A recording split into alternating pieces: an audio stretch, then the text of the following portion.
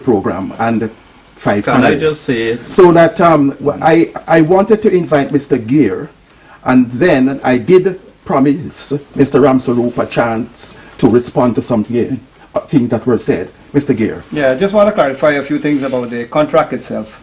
This is a lump sum contract, and a company like China Harbour would not get involved in signing a lump sum contract where they'll be tied to that figure without doing their preliminary work. So they do the due diligence, tests were done.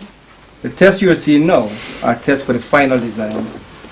The issue of the ILS, we knew about the airport expansion, and we knew we had to put the ILS. It was a situation of what is more important. The issue of safety is critical. The issue of having aircraft come in and land rather than turn back, which is costly to them, which may even go out of business, was taken into consideration. So when the ILS was put in place, it was put in place in such a way that it could move later on, because we knew at that time that the airport, the runway is going to extend and we have to move the facility. I just want to find out. All right, Mr. Ramsaroop and then Mr. Benn. Thank you very much, Mr. Crichton. Now, going back to, and I will address the issue of the ILS in the same context here, where Mr. Ali keeps talking about being proactive. Now, you're saying that, yes, you knew since 1996, you said for matters of cost it wasn't being done. Even before that, point taken. Now, you have allowed a community, a large community, of almost 2,500 persons to develop themselves right where that runway is going to go. You have a prison building, you also have a Ministry of Agriculture building, and moreover, in all of this, as Mr. Webster pointed out, is access. You need proper access to the airport. Now, on that vein, and again I want to stress the point, the AFC is not anti-development. We absolutely support these things in principle, but they must be properly thought out. You have actually an alternative plan, the Guyana 21, which speaks to the plan of a road linking, as Mr. Webster is saying, from the East Coast to the first turn on the highway. You mentioned linking the East Coast. That plan further says to go over the third island of the Demerara River, going over to a place called Sand Hills, which brings us back to the point that Minister Benn had made when he spoke about the historic location and the purpose of that location. But at that time, you're talking 1940s. In the 1940s, you didn't have a jumbo jet. So to say that that area is the best area, when Guyana 21's plan says that Sand Hills, being a similarly elevated region where you would have less filling to do, may be a better position for an airport. Now, I'm just bringing this up to the point of it being a national discussion in terms of it being proactive. And you knew these things were happening, and suddenly this deal comes up, and it essentially, in a sense, you're just hammering it down the throats. Now, you have to understand the opposition's role is to scrutinize, and your belligerent behavior, your belligerent behavior as compared to mine, I'm simply stating the facts as I see it. I'm seeking clarity. I'm not being belligerent. Now, these things need to be clarified for the public. The public must be satisfied. 100, and even if it's $138 million, is no simple sum. Now, I read the contract, and it says that the employer, which is the government, is supposed to supply the sand free of cost. Has there been a costing of that? Have you already put that in place to know what would be the final figure? And if indeed that has not been so, it goes back to these things of cost overrun. And this is why this has to be scrutinized. And it must be decided that at this juncture, this is the absolute best thing to do with that loan, as opposed to a bridge, a proper bridge, say, over the Demerara River, or even a road leading from the back of Parika down to the interior. Okay, I will allow you just to answer that question. 20 seconds, just 20 seconds to make my point. Here is it, the honorable member of the panel is talking about secret deal, and he just admitted that he read the contract. The honorable member just admitted on national television that he read the contract, and he is saying to the populace out there that this is a secret deal, and there's lack of transparency and lack of information. That is semantics, Mr. Crichton.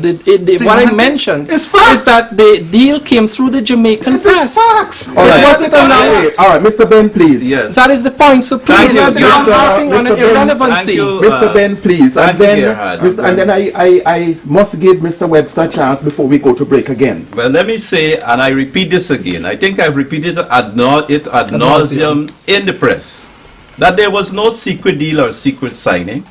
I think the Kaieteur News carried a picture when it was signed in my office, and despite what Mr. Gerhard Ramsaroop said, on a talk show with Mr. Christopher Ram. I did not sign the deal, as was necessary and proper.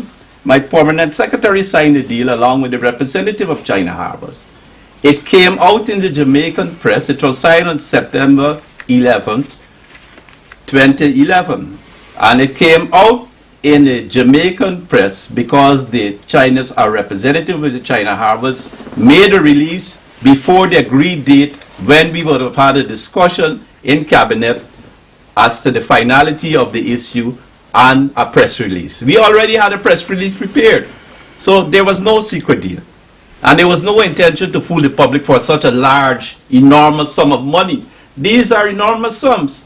This issue about this 2020 plan going over the Sand Hills area to do another airport, it cannot stand. If we have to build a completely new airport over on the left bank of the Demerara River at Sand Hills, it probably would cost us $1 billion. We'll have to get in all the roads. We'll have to completely rebuild a new tarmac, not just the 7,000 feet going to the 10,000 feet, a completely new runway. We'll have to put in a new tower. But you have to fill. The thing is, it is subject to debate. Sir, could I please advise that the fill and the cost of the fill is a minor element in this project? All right, may we invite Mr. Webster? So I just clarify you that. But you didn't answer the cost of the sand, though. Has that been assessed? The cost of the sign has been assessed in the $150 million on the project. And let me also say, there is no environmental study being done at the airport. Okay, Mr. Webster, please. There's no need for one. There's no need for one, even though there are creeks in the area. There's Mr. no need Webster for on the floor, please. The airport has been operating for the longest while, so It's a mature project. It's a mature project. So right. this question of It's a mature project. It's just an extension of Okay, the project. Mr. Webster. one thing, Mr. Moderator, that I'm very pleased about is that everybody has agreed that an airport expansion is essential. My one concern is that if Cheddi Jagan International Airport becomes a hub, I think the growth is going to be very much faster than we anticipate. Definitely. Very, very much faster. The figures given by Mr. Ghir, I think, are low. Because if it's anything like what has occurred in 2012. in 2012 half a and year. in southern Brazil, Yes. it's going to be, the growth is going to be very, very much faster. And you can see signs. We've got more accommodation in and around Georgetown than we ever had 10 years ago. But it's going to call for a series of other, it's going to cause almost for a cultural change. People coming into the airport expect top-class customer service. When they come down from the airport, they expect to see everything spotless and clean, well-trimmed verges. To me, this is the thing that we should really be concentrating on, getting the quality of life up, the standard of our environment. You know, there's a lot of talk about environmental analyses, but in fairness, roads going into Georgetown, roads within Georgetown. When I was coming down here this evening, there was a person in a car, a very expensive car, Signs of development. just threw a bottle out the window. You know, no regard. That's right. Okay, thank you, Mr. Webster. Just 30 seconds, Mr. Ghir, before we go to a I break. just want to endorse Mr. Webster's point that the number that I have talked about was the industry prediction. At the moment, we're talking to several airlines. We're talking to Copa Airlines, JetBlue, British Airways, Virgin was here a few days ago. 2 days ago, we had a flight from a new airline, Fly Jamaica. They came in with a 757 aircraft. If we were to get JetBlue to fly to Ghana, and here is the constraint, JetBlue cannot come to Ghana at the moment because the runway is too short. And the type of aircraft that British Airways use, the 777 and the Boeing 747, is too large for the runway. Now, if they were to come here, in particular JetBlue, with their connections into North America, with 80% of our traffic, VFR traffic, coming from North America, the numbers will just go through the roof. All right, thank you very much. We are going to have to go to a break now, and when we return, we continue on another aspect of this issue. Welcome back to the feedback desk, viewers. Now we continue to monitor the emails that come into NCN's address concerning the debate series on corruption. We have our first email from Sukrishna Lal Pasha. She says, I believe that there should be little or no debate on the need for the expansion of the airport. It is sad that all the projects and programs that are necessary for the expansion and diversification of our economy is being opposed by the opposition parties. This reflects the backwardness and perpetual anti-government development stance of the opposition parties. Regards, Pasha, lecturer UG. We have a Facebook comment from Clay Thomas, who says anyone who has visited the other countries around the world would see how inadequate the CBJ airport is in its current state. That is why I support any move to modernize that very important infrastructure. It is also why I believe this project should obtain the support of all, including the opposition. Mark Woodruff says Temeri is not the only piece of land Guyana has. There are large plots of land elsewhere. Little Jamaica has 2 international airports people homes would have to be destroyed for the expansion of the airport. Facebook comment from Sarita Mangal says, good night, folks. My comment for the debate tonight is it is a pity that this project initially did not obtain the support of all of Guyana, as it is necessary if we are to attract foreign investment that we provide modern facilities and infrastructure. And those are the comments we have now for the second break. Remember to post your comments at feedback@ncnguyana.com. You could also visit us on Facebook at facebook.com/NCN Stay tuned. Thank you, Stacey. And as we return to the debate, a number of issues are raised from time to time by members of the audience through the feedback mechanism. And it is possible for members of the panel to respond to what we get from that feedback. I think that is the case now. You would like to respond to something? Well, I just wanted to repeat again based on one comment just made with respect to that there's other land in other places of Guyana where an airport could be set up. I want to repeat again, there's an enormous sunk investment in the airport where it is, an enormous investment. I mean, Gerhard is talking only about the instrument landing system. I don't want to get back too much to the point of whether you need to put it in place now to guarantee the safety of the flying public and to have to move it later when it gets to, but it has to be done. But there's an enormous sunk cost, and we can't just willy-nilly move the airport and its facilities, the towers, the hydromet tower, the air traffic control tower, and all the radio towers and support systems and the tarmacs and the runways and the interconnecting roads. You know, we are widening the road going to the airport itself just now. You'll have to replicate all of those at other places for 10 or more times the current cost. Okay, Mr. Ramsaroop. Yeah, well, if I may, and again, it goes back to the issue of being proactive and, of course, endorsing Mr. Webster's comments. There's no question, as I said, it is contained in the NDS strategy. There's nothing that I'm saying that it is not needed. The question is, at this juncture, how prepared are we if there are other priorities? Now, Mr. Webster was pointing to our culture, and again earlier he spoke about access. Now, there are lots of things that we need to do in Guyana to be able to take full advantage of what benefits will be coming in from this airport. It is a major investment. Simply saying we need it for the sake of needing it does not mean that we're going to generate that. We haven't said that we need it for the sake of needing it. If I may just add to what Gerhard is saying, you see, that is why we are so strategic in how we're looking at this development.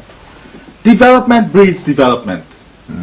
And infrastructure lends an enabling environment for our infrastructure, especially when it is transformatory in nature. And this has been our consistent argument.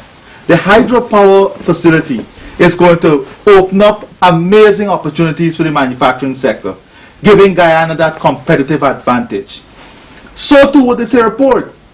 Right now, just by talking about this airport at the Ministry of Tourism, we have more than 5 proposals to build what we call airport hotels. More than 5 proposals would have already come into us to build what we call airport hotels. Also, that is why the government is strategically ensuring that it facilitates the investment of other adjoining infrastructure. For example, the Marriott Hotel. You can have a 5-star airport, but if you don't have the facility, I'll give you a live example. We had more than 10 delegations from the Middle East who came to Guyana to do business on a private jet. Mr. Ghir will tell you. They came with the intention of spending 2 nights.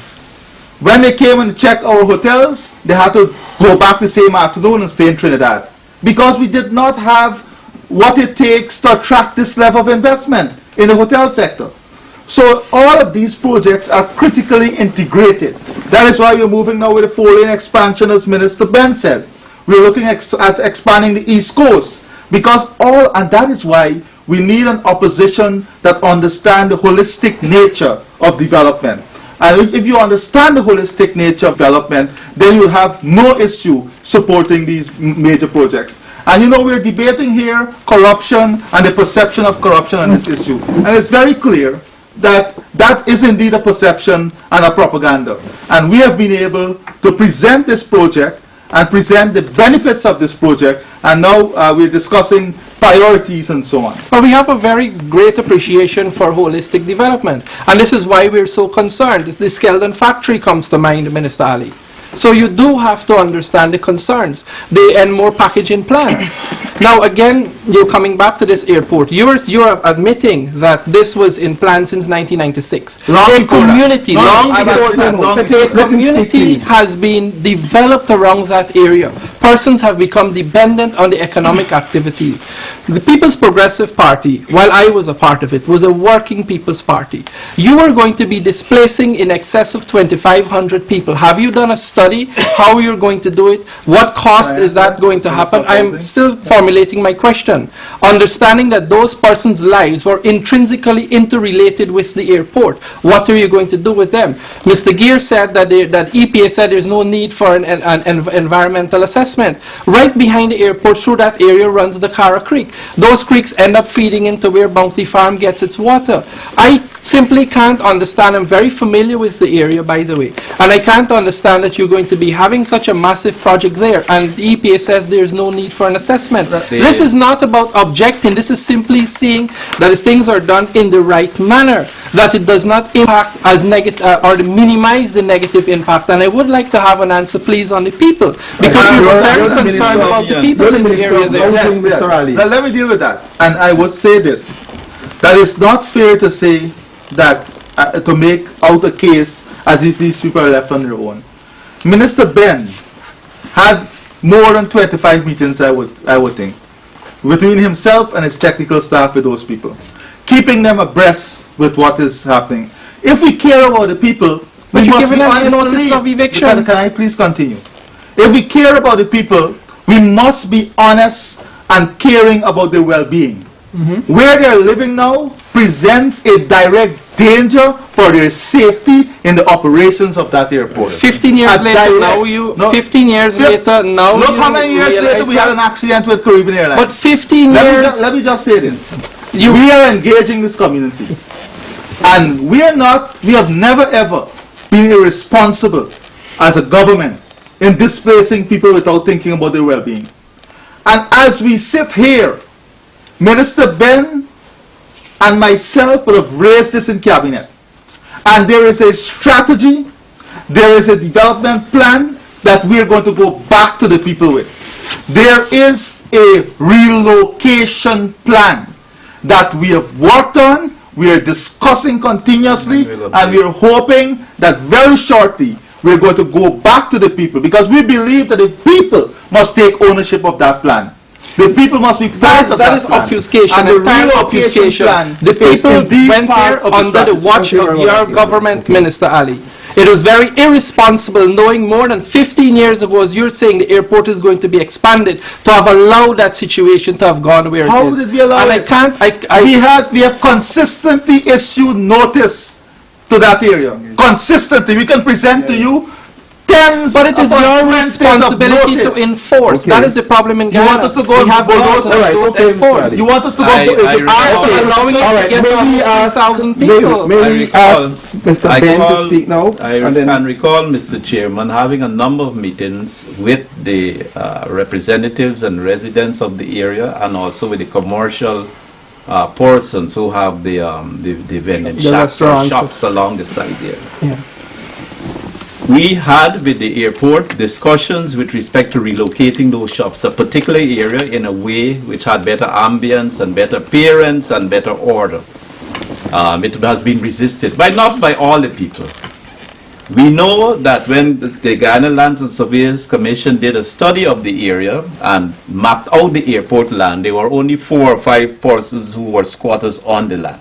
And that over the years, in and behind the bushes, it's now all cleared up. That's my point. But behind the bushes, where you couldn't see on a day-to-day basis, things were springing up. And I recall that there was a great noise, I think in 2008, after a number of meetings when I spoke with the people, when we took some action, after telling the people they should not have any new buildings, that they should not expand their buildings, that there is a relocation that will occur. And we sent a machine out there to knock down some of the new extensions and new things to up, and people were very upset. People in the media were carrying on. Minister Ghir? But so, no, let me say, there is, as Minister Irfan Ali said, a plan which was developed way back, I think, in 2008, when the problem was fully recognized. This is when all the bushes were cleared out. When we had the possibility of even perhaps a terrorist attack out there. And we said at that point in time, we will revisit this time their positions of rolling the people westward and finding additional land with respect to the people out there. There's a plan with respect to this, in spite of what is being said by the opposition. Okay, Mr. Ghir. Yeah, I just want to endorse what Minister Ben is saying, that indeed we had several meetings and a census was done in 2008, October.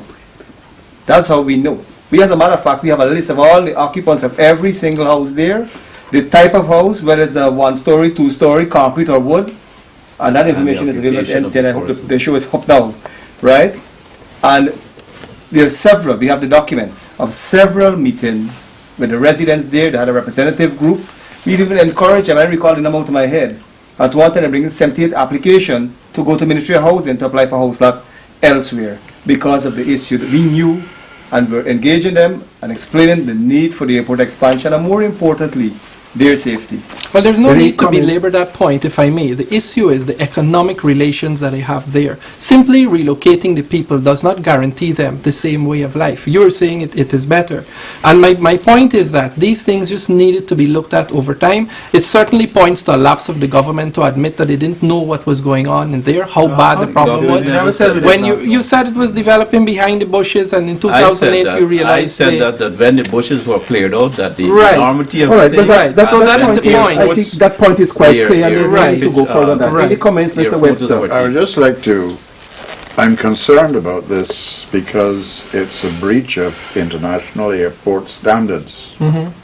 Quite apart from the safety of the people, That's right.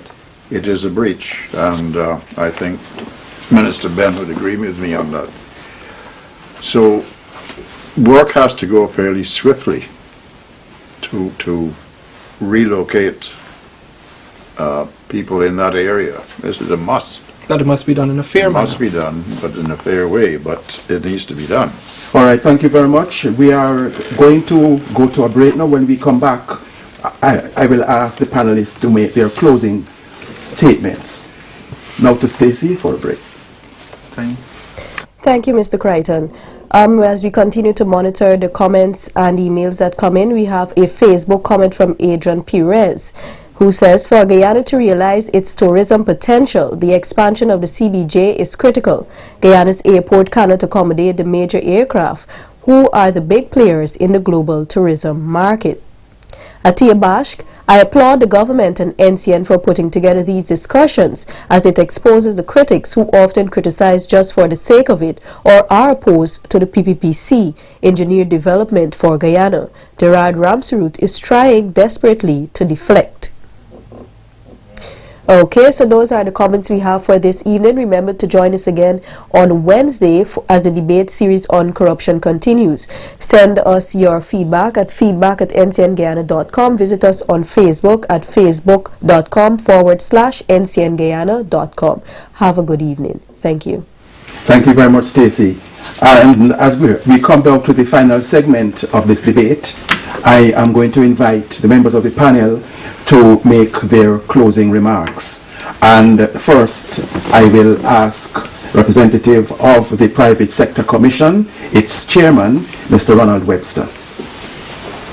Thank you, moderator. There is absolutely no doubt that an expanded airport needs to be in place with longer runways, better landing facilities as swiftly as possible. But we must also look at the feed-in infrastructure, housing, recreation facilities in transit passengers, the works, and also access to and from the main, the city and the East Coast, and also the quarantine, getting in to make it easy, much easier to get to the airport. Where the contractor is concerned, we have done from the private sector a lot of research on this, and as I mentioned earlier, there are 216 on the 500 the largest global companies list. And this year I think they have 10 billion, 24 contracts amounting to 10 billion US dollars. So the airport is not a very large sum relative to their total. They're a very large operation. And I think it's safer when you're building an airport to have a large company like that take the responsibility rather than risking life and limb with unknown entities. Thank you very much. And now I would like to ask our expert on the panel, Mr. Ghir, his closing remarks. Thank you, Mr. Crichton. I'm extremely happy that, at least from the onset here, the panel quickly agreed on the need for the airport and its expansion. I want to point out the fact that the airline business is a very price-sensitive one, and we've seen over the years many airlines, even the very large airlines, fold.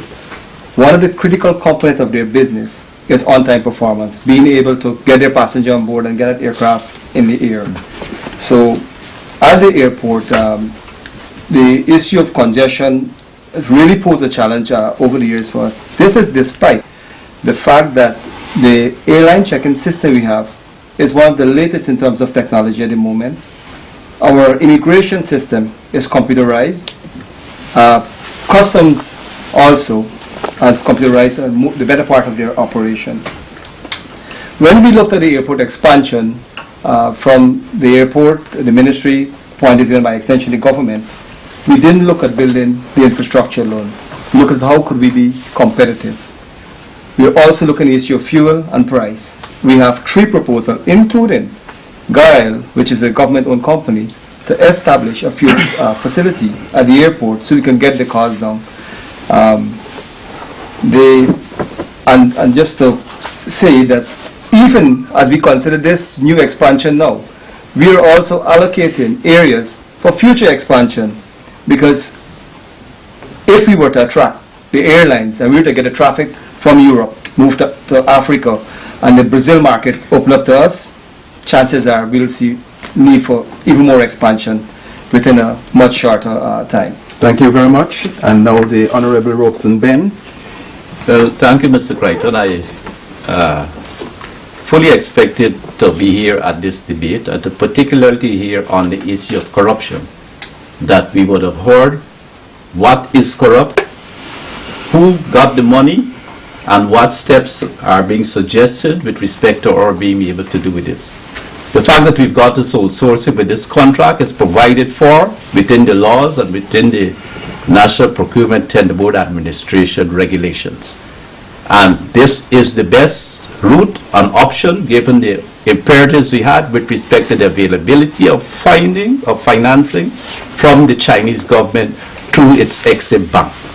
I'd like to know from the AFC, I know that the APNU isn't here, that they need to tell the public and to tell us, to tell me here, so we can take the requisite action.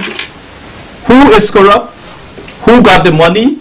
And what steps they think we should be taking with respect to this matter on a factual basis, and not to make ad hominem reckless remarks with respect to these matters.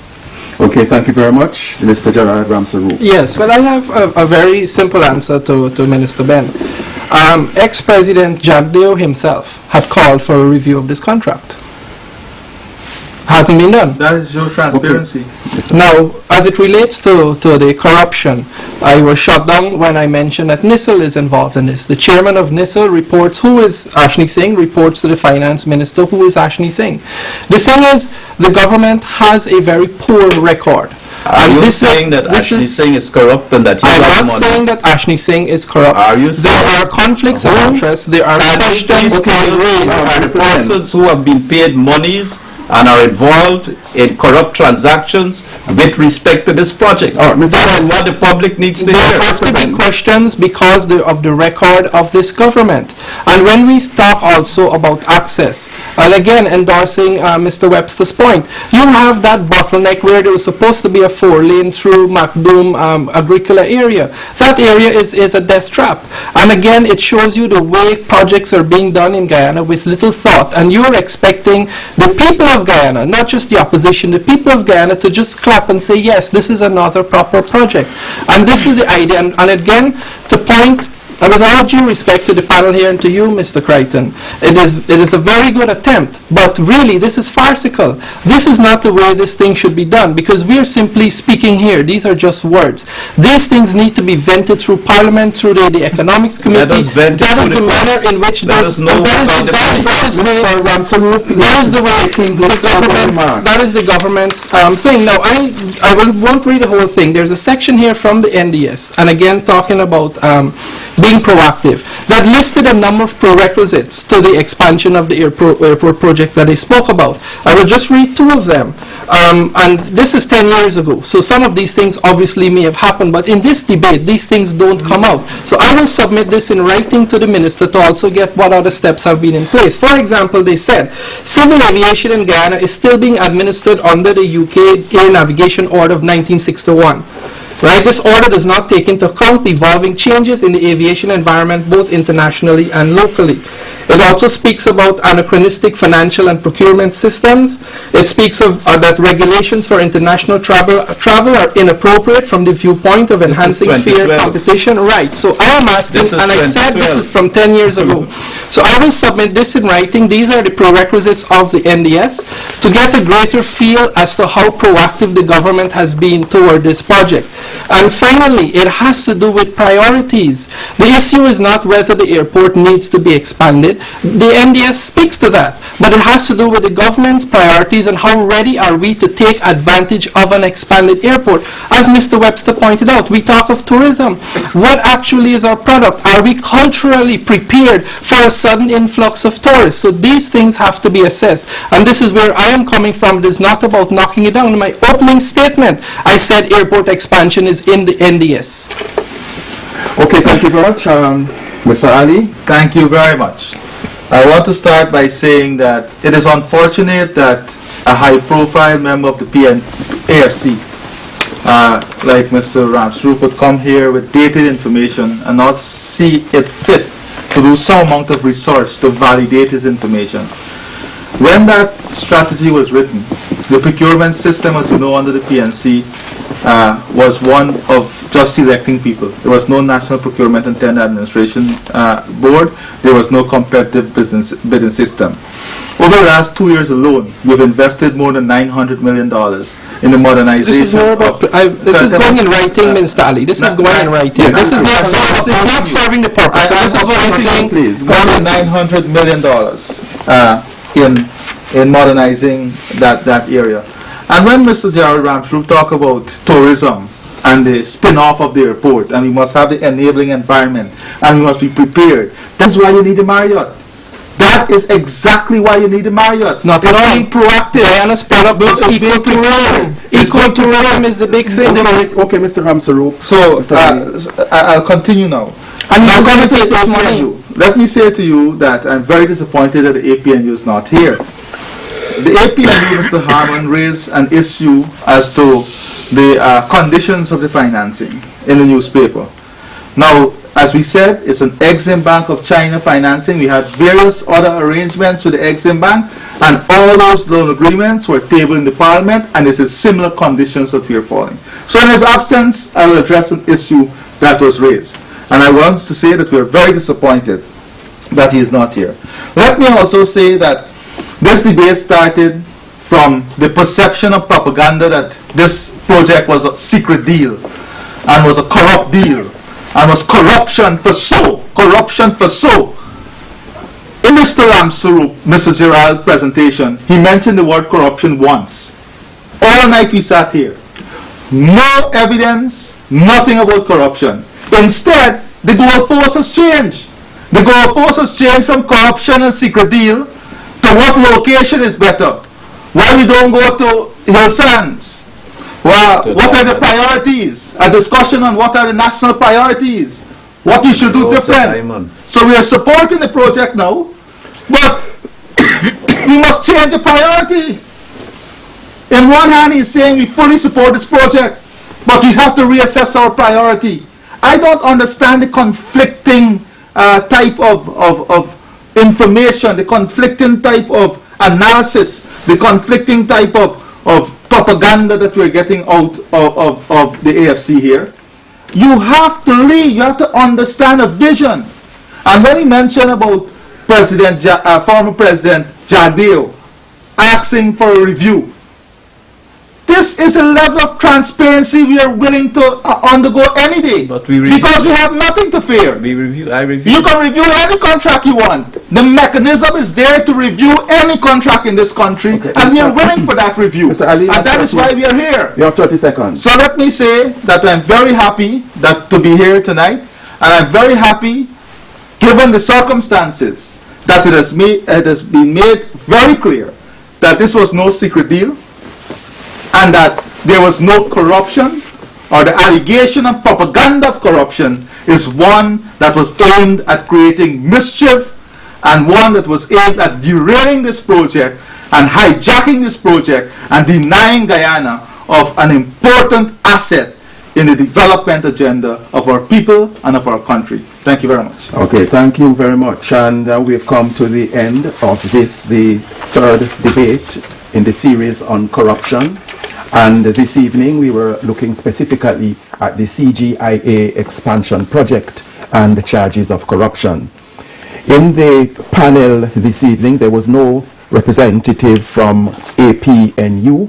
We had, as our panelists, the Honorable Mohammed Irfan Ali, Minister of Housing and Water, Mr. Ronald Webster, the Chairman of the Private Sector Commission, Mr. Ramesh Ghir, Chief Executive Officer of the airport and our specialist on the program, the Honorable Robeson Benn, Minister of Public Works, Transport and Hydraulics, and Mr. Gerhard Ramsaroop, Executive Member of the Alliance for Change.